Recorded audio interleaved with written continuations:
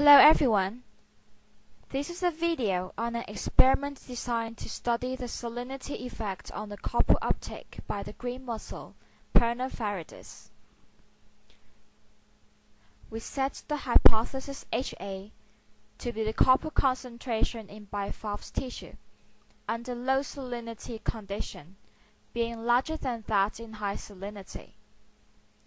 And we set the null hypothesis as the copper concentration in low salinity being smaller or equal to that in high salinity.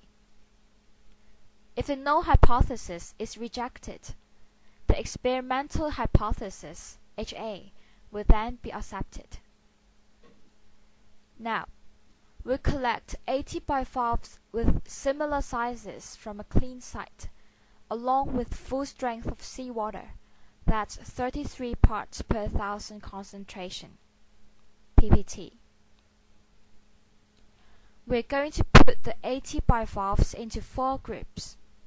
One of the 4 is being used for a control, and the others are put under 3 different salinities, 33, 26.5, and 20 ppt.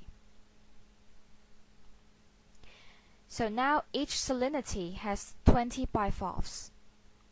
In order to reduce errors, we'll do 4 procedure replicates for each salinity. So in one patch, we'll have 5 bivalves.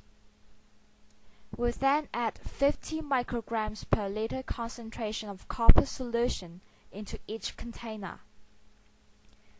The control experiments will only have full-strength seawater, without any copper added. We'll give the bivalves 24 hours to get used to their respective salinities, so we'll add the copper solution in after the 24 hours acclimation period and start the experiment, which will last for 6 days. To keep the experiment fair and accurate, control variables should be constant.